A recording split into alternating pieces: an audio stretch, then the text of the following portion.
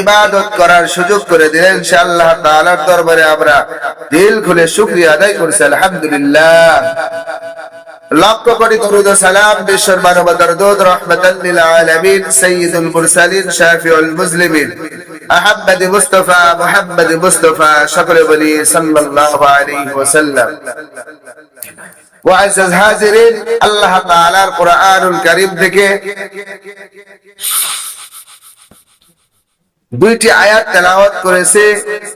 রাসূল আরবি সাল্লাল্লাহু আলাইহি ওয়াসাল্লামের অসংখ্য হাদিস থেকে একটি হাদিস পড়েছি। আল্লাহ তাআলা তৌফিক দান করে তো এই হাদিস ও কোরআন ও হাদিসের উপরে কিছু কথা বলার চেষ্টা করব, আল্লাহ তাআলা যদি তৌফিক দান করে। আমি যে আয়াতখানা তেলাওয়াত করেছি গত সপ্তাহে বলেছিলাম যে হালাল পথে উপার্জন করলেও মানুষ কি হয়? ধনী হইতে পারে, মানুষ সুখে থাকতে পারে। শুধু বেহালাল কামাই করলে যে মানুষ ধনী হয় তা নয়, এটা আল্লাহ তাআলা দেখাই দিয়েছেন আমাদেরকে। আল্লাহ রাব্বুল আলামিন আমার তেলাওয়াতকৃত আয়াতের ভিতরে এই কথাই বলেছেন যে কেউ আল্লাহকে ভয় করে, কি করে? আল্লাহকে ভয় করে। ওয়ামাই ইয়াত্তাকিল্লাহ, আমি আল্লাহ তাআলাকে ভয় করে। ইয়াজআল লাহু মাখরাজা,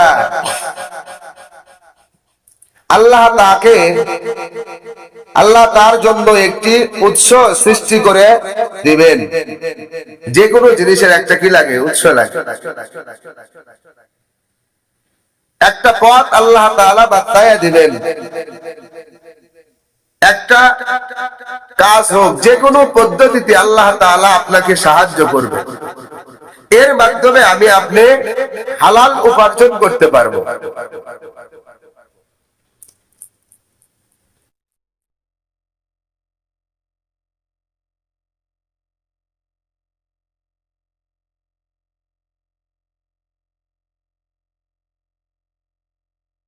এতগুলো টাকা হোক, এতগুলো ধন সম্পদ আমি অর্জন করতে পারবো, এটা তার ধারণাতীত। আল্লাহ তাআলা তাকে দান করবেন। ধারণাই নাই যে আল্লাহ তাআলা এর থেকে এতগুলো আমাকে দিবেন, এই বরকত দিবেন।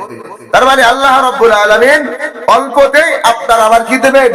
বরকত দান করবেন। সুবহানাল্লাহ। ওয়ায়ারযুকুহু মিন হাইথু লা ইয়াহতাসিব, আল্লাহ তাআলা এমন দেওয়া দিবেন এটা আপনি কল্পনাই করতে পারবেন না। কিন্তু আল্লাহকে ভয় করে উপার্জন করতে হবে। আর যদি আল্লাহকে ভয় না করেন তাহলে আপনি যে খাটাখাটনি করতেছেন এর মাধ্যমে আপনাকে কামাই করতে হবে, এর মাধ্যমে উপার্জন করতে হবে। কষ্ট ছাড়া উপার্জন করতে পারবেন না। মিথ্যে বলতেছেন, মিথ্যের ভিতরে আপনাকে ডুবে থাকতে হবে। ব্যবসা বাণিজ্য করতেছেন, এই ব্যবসার ভিতরে আপনাকে মিথ্যা বলতে হবে। একটা মিথ্যা বলেছেন, শুরু থেকে শেষ পর্যন্ত যে ব্যক্তি মিথ্যা সাক্ষ্য দেওয়ার জন্য কোর্টে যায়, সে যদি একটা সত্য কথা বলে ফেলে দেয়, মিথ্যা সাক্ষ্য দিতে গেছে, ওই সাক্ষ্য কি? সাক্ষী হচ্ছে মিথ্যা। মিথ্যা দেওয়ার জন্য টাকা খায় কোর্টে গেছে, সে যদি একটা সত্য কথা বলে ফেলে দেয়, ধরা খেয়ে যাবে। এজন্য শুরুতে যদি মিথ্যা কথা বলে, শেষ পর্যন্ত তাকে মিথ্যাই বলতে হয়। তো ব্যবসা বাণিজ্য এইরকম, যদি আমি আপনি মিথ্যা কথা বলি আর মিথ্যা কথার মাধ্যমে যদি হালাল উপার্জনের টাকা দিয়ে ব্যবসা শুরু করলাম, একটু দুইটা টাকা বেশি পাওয়ার জন্য, আগে আগে বিক্রি করার জন্য আমি মিথ্যা কথা বলতেছি। আলুর ব্যবসা করতেছেন, চালের ব্যবসা করতেছেন, ধানের ব্যবসা করতেছেন, কাঁচামালের ব্যবসা করতেছেন। এমনও ব্যবসায়িক আছে কিনছে 5 টাকা, বলে যে আমার 8 টাকা কিনায় আছে, বলে না? অনেকে বলে। আপনি বিক্রি করছেন, আরেক জায়গায় কিনতে যান, আপনাকেই বলবে যে ভাই এই টাকাতে কিনা হলো। তার মানে সে মিথ্যা দিয়ে সবচাইতে আল্লাহ তাআলার কাছে হালাল উপার্জন হলো ব্যবসা। কিন্তু আজকে মানুষ ব্যবসাকে হারাম বানাইছে, সুদকে হালাল বানাইছে। কি জন্য মানুষ ব্যবসার ভেতরে, ব্যবসা বাণিজ্যের ভেতরে মানুষ মিথ্যা কথা ঢোকাইছে। এই জন্য এই হালাল সবচাইতে হালাল কাজটা সবচাইতে হারামে পরিণত হয়ে গেছে।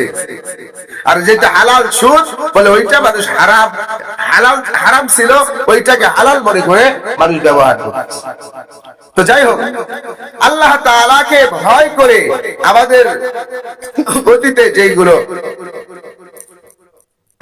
মানুষই চলে গেছে, নবী রাসূল সাহাবা ইকরাম, এরপরে ইমামগণ, তারাও ব্যবসা বাণিজ্য করেছেন, তারাও কামাই কাজি করেছেন, উপার্জন করেছেন, হালাল উপার্জন করেছে হালাল পন্থায়।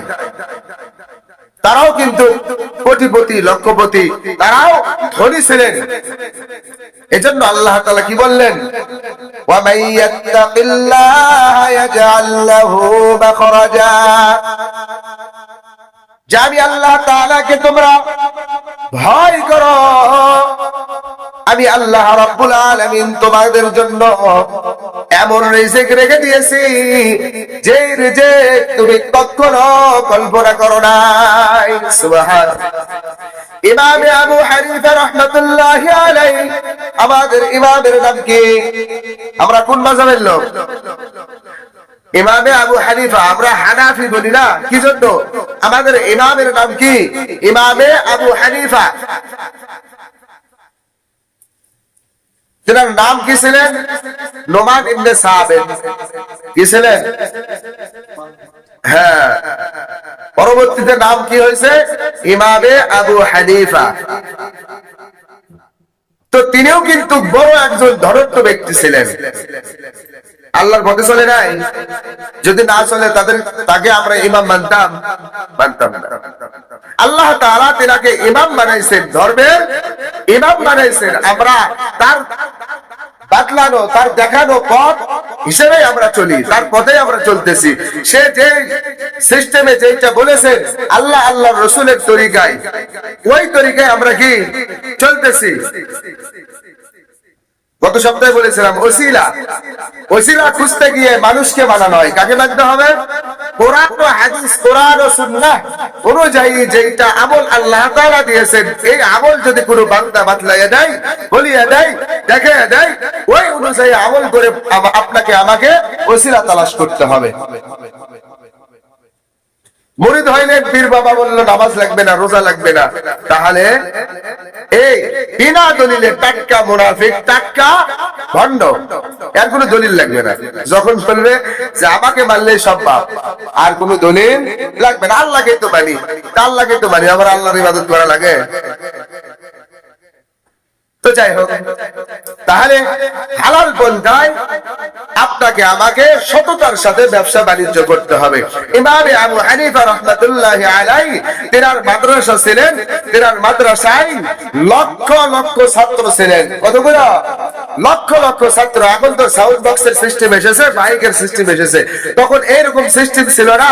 কিতাবের ভিতরে লিখছেন যে আবু হানিফা রাহমাতুল্লাহি আলাইহির কাছে যতগুলো ছাত্র ছিল, লক্ষ লক্ষ ছাত্র মুকাব্বির নিযুক্ত করা লাগতো।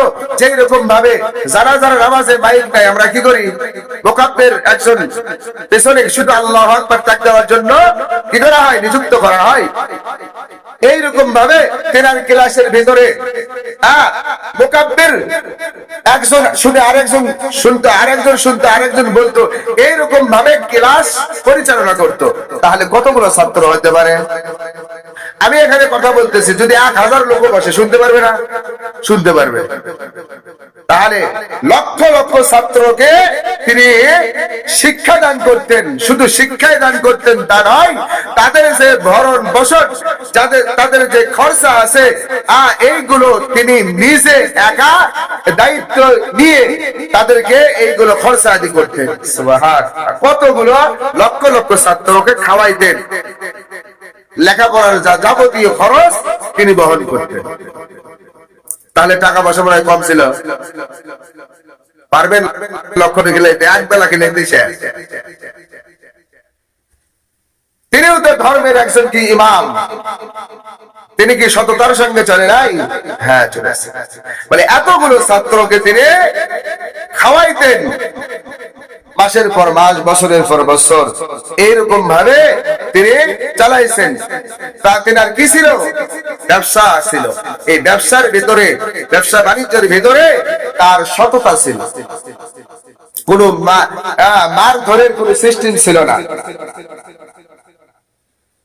তো ইমামে আবু হানিফা রাহমাতুল্লাহি আলাইহি একবার ইরান থেকে মিশরে জাহাজ ভর্তি কাপড় পাঠাইলেন। কে? কাপড়। তো যে ম্যানেজারকে পাঠাইছে তাকে বলে দিছে যে শোনো, এই কাপড়ের গাড়ির ভিতরে কিছু চিরা কাপড় আছে। কি কাপড়? নষ্ট কাপড় আছে। তুমি যার কাছে বিক্রি করবা, হ্যাঁ, ক্রেতার কাছে তুমি সত্য কথা বলবা, তাকে বলে তারপরে তার কাছে বিক্রি করবা যে এই কাপড়ের ভিতরে কিছু চিরা কাপড় আছে, আপনি দেখে শুনে আপনি দাম করে জিনিসটা নেন। কে বললেন? ইমামে আবু হানিফা রাহমাতুল্লাহি আলাইহি। তো ম্যানেজার এইগুলো নিয়ে চলে গেছেন মিশরের উদ্দেশ্যে, চলে গেছেন। যাওয়ার পরে বিক্রি করছেন। বিক্রি করে ইমামে আবু হানিফা রাহমাতুল্লাহি আলাইহির কাছে চলে আসছেন। ইমামে আবু হানিফা রাহমাতুল্লাহি আলাইহি যখন এই ব্যবসা বাণিজ্যের টাকা বুঝে দিতেছিলেন, ওই সময় ইমামে আবু হানিফা রাহমাতুল্লাহি আলাইহি বললেন যে তুমি যে কাপড় নিয়ে গেছিলা, এই কাপড়ের ভিতরে নষ্ট কাপড় ছিল, এইগুলো বলে কি বিক্রি করছো? ম্যানেজার বলে না, আমার তো স্মরণ ছিল না, বলে ভুলে গিয়েছিলাম। ইমামে আবু হানিফা রাহমাতুল্লাহি আলাইহি ডাক দিয়ে বললেন, ম্যানেজার তাড়াতাড়ি সব কয়টা টাকা তুমি গরিবদের মাঝে বিলাইয়া দাও। সুবহানাল্লাহ। একটা টাকা আমার এই তহবিলের ভিতরে ঢুকাইবে না। কেন? তুমি বলে বিক্রি করো না, এই টাকা হারাম হয়ে গেছে আমার জন্য। সে যখন এই গাঁটটি খুলে দেখবে নষ্ট কাপড়, সে কি পাবে? দুঃখ পাবে, কষ্ট পাবে। তুমি দেখে তাকে দাও নাই, অতএব এই টাকা আমার জন্য নয়, এই টাকা গরিব দুঃখীকে কি করো? বিলাইয়া দাও, বন্টন করে দাও, তাদেরকে দান করে দাও। এর সওয়াব সে পাবে। কে পাবে? যার থেকে টাকা নিয়ে আসছে সে এর সওয়াব পাবে। আর যদি সে খায়, এটা হারাম হবে। এই জন্য তিনি সততার সঙ্গে কি করলেন? ব্যবসা করলেন। আরেকবার ইমামে আবু হানিফা রাহমাতুল্লাহি আলাইহি মিশর থেকে মধু আর ঘি, মধু আর কি? মধু আর ঘির দাম কি এক? মধু আর ঘি দুইটার দাম ভিন্ন, দুইটা জিনিসও কি ভিন্ন। তো মিশর থেকে যখন জাহাজের ভিতর করে এই ঘি আর মধু নিয়ে আসতেছিলেন, ওই সময় নদীর ভিতরে তুফান উঠে গেছে। যখন তুফান উঠে যায়, নৌকা তখন কি করে? হেলে দুলে চলে। আর ভিতরে যেগুলো তরল জিনিস থাকে, এগুলো কি ঠিক থাকে? এই বাতাস ওঠার কারণে, এই জাহাজটা ধরার কারণে ঘি আর মধু এক জায়গায় হয়ে গেছে। ঘি আর মধু এক জায়গায় হয়ে গেছে, মিশ্রিত হয়ে গেছে, দুইটা মিশে গেছে। তো ইমামে আবু হানিফা রাহমাতুল্লাহ আগে বলতেছেন, ম্যানেজার বলতেছেন যে ইমাম সাহেব দেখেন, এই দুইটা যেহেতু একত্রিত হয়ে গেছে, আমরা মানুষকে বলে বিক্রি করে দিই। ইমামে আবু হানিফা বলতেছে, ম্যানেজার শোনো, এই যে দুইটা জিনিস একত্রিত হয়ে গেছে, দুইটা জিনিস কি একই? দুইটা জিনিসের দাম কি একই? বলে না, দুইটা জিনিসও ভিন্ন, আলাদা আলাদা, আর দুইটার দামও কি আলাদা, দুই রকম। অতএব এইটা বিক্রি করা আমার জন্য সম্ভব নয়। তুমি এইগুলো ঘি আর মধু গরিবদের মাঝে বিলাইয়া দেয়। সুবহানাল্লাহ। সততা, এর নাম কি?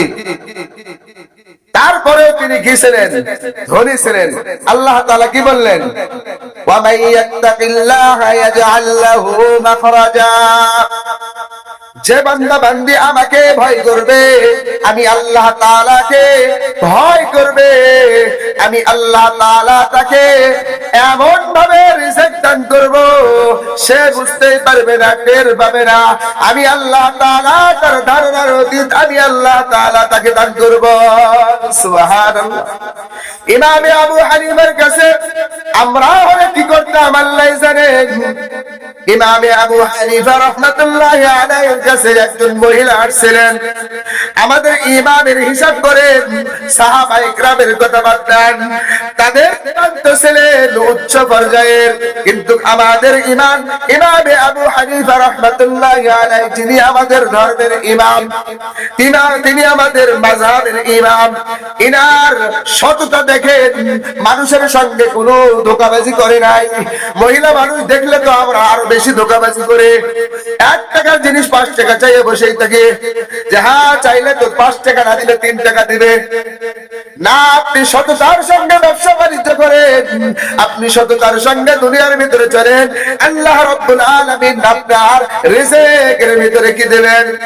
রহমত করবেন, রিজিকের ভিতরে বরকত দেবেন। মহিলা কাপড়ের ধান নিয়ে আসে বলতেছেন, ইমামে আবু হানিফা আমার এই কাপড়টা একটু বিক্রি করে দেন। ইমামে আবু হানিফা ডাক দিয়ে বললেন, মহিলা বলো তুমি এই কাপড়ের দাম কত নিতে চাও? মহিলা ডাক দিয়ে বললেন, যে আমাকে 100 টাকা দেন। ইমামে আবু হানিফা ডাক দিয়ে বললেন, রে মহিলা, না না না, তোমার এই কাপড়ের দাম এখনো হয় নাই। আমরা হলে সুযোগ পাইছি তাড়াতাড়ি 2-1টা কথা বলে, আরে না কম দাও, না না না, খোঁজ করে নিয়ে নেবে, কে দাম করে নিয়ে নেবে কেন? বলে 5 টাকা লাভ হবে আমার এখানে। কিন্তু ইমামে আবু হানিফা আদর্শ দেখাইছেন যে ব্যবসা বাণিজ্য কিভাবে করতে হবে। আমরা ইমামের অনুসরণ করতেছি, কিন্তু ইমামের আদর্শ মানি না। হাসরের ময়দানে ওই ইমামের যদি আপনি বলি যে আমি তার অনুসরণ করেছে, ওই দিন সে বলবে না না, আমি যে এরকম রাসূল আল্লাহ তাআলা এবং রাসূলের অনুসরণ করেছে, তোমাদেরকে করতে বলেছি তোমরা করো নাই, ওই দিন আপনার আমার কি অবস্থা হবে? তো ইমামে আবু হানিফা ডাকতে বললেন, মহিলা না কোনো তোমার দাম হয় নাই। বলে ঠিক আছে 200 টাকা দেন। বলে না কোনো দাম হয় নাই। ইমামে আবু হানিফা যখন এইভাবে বলতেই থাকে, মহিলা ডাকতে বললেন, ও ইমাম সাহেব, আপনি কি আমার থেকে মজা নিতেছেন? আপনি কি আমার সঙ্গে ঠাট্টা করতেছেন?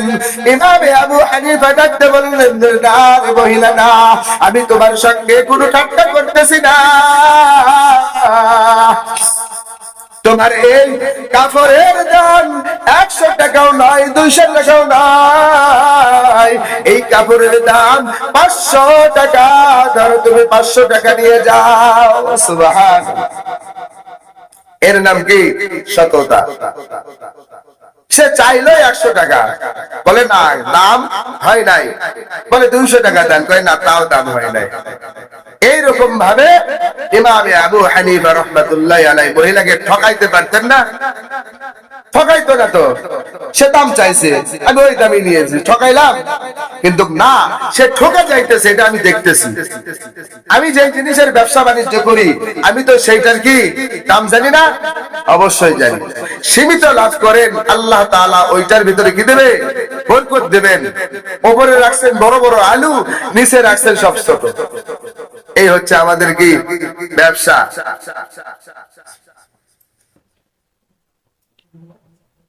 বস্তার উপরে চকচকা ধান। এইরকম ভাবে আমরা মানুষকে ঠকাইতেছি। আল্লাহ তাআলা বলে, না রে বান্দা, তুমি মানুষকে ঠকাও নাই, তুমি নিজেই ঠকে গেছো। ও তো দুনিয়াতে একটু লাভ কম হবে তার, তুমি যে আখিরাত তোমার পুরোটাই নষ্ট করে দিলা। নাউযুবিল্লাহ। এজন্য আল্লাহর রাসূল বলেছেন, ওয়াকালান নবী সাল্লাল্লাহু আলাইহি ওয়াসাল্লাম, লা ইয়াদখুলুল জান্নাতা জাসাদুন গুদিয়া বিল হারাম। রাসূল আরবি সাল্লাল্লাহু আলাইহি ওয়াসাল্লাম বলেন, যে শরীর আরাম দ্বারা লালিত পালিত হয়, এই শরীর জান্নাতে প্রবেশ করবে না, জান্নাতের ঘিরান পর্যন্ত পাইবে না। তাহলে এই শরীর কোথায় যাবে? জাহান্নামে যাবে।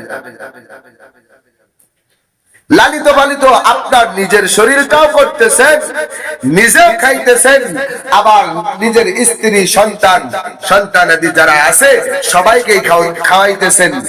আল্লাহর রাসূল বলেছেন, হাসরের মাঠে যখন হারাম ভক্ষণকারীকে দাঁড় করানো হবে, অপরাধীকে যখন দাঁড় করানো হবে, অপরাধী ডাকতে বলবেন, আল্লাহ এইগুলো তো আমার জন্য করি নাই, এইগুলো তো আমার সন্তানাদি স্ত্রী পরিবারের জন্য করেছি রে মাবুদ, আপনি আমাকে ক্ষমা করে দেন। ওই স্ত্রী সন্তানকে ধরেন, আল্লাহ তাআলা ডাক দেবেন, ওই সন্তান ওই স্ত্রী ডাকতে বলবে, আল্লাহ আমরা কি তাকে বলেছিলাম চুরি করো, ডাকাতি করো, আহাজারি করো?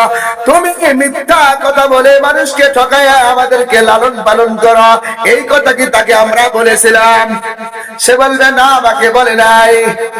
তখন আমি ধরা পড়ে যাব। যখন তারা বলে নাই, যাদের জন্য মিথ্যা কথা বলতেছেন, যাদের জন্য চুরি করতেছেন, যাদের জন্য হালাল ব্যবসাটা হারাম করলেন, এই ব্যক্তিও হাসরের ময়দানে পরকালে আপনার আমার জন্য কি হয়ে যাবে? দুশমন হয়ে যাবে, শত্রু হয়ে যাবে, সাক্ষ্য দেবে, না আমরা তো বলি নাই। সেদিন কোথায় যাব আমি? এই জন্য ব্যবসা বাণিজ্য যাই করেন, আবাদ করছেন, ভালো জিনিস ভালো বলে বিক্রি করেন, খারাপ জিনিস খারাপ বলে কি করেন? বিক্রি করেন। অল্পর ভিতরে আল্লাহ তাআলা কি দেবেন? বরকত দেবেন। আখলিস দীনাকা ইয়াকফিকাল আমালুল কলিল, তোমার ঈমানকে খাঁটি করো, অল্প আমলই নাজাতের জন্য যথেষ্ট হইবে।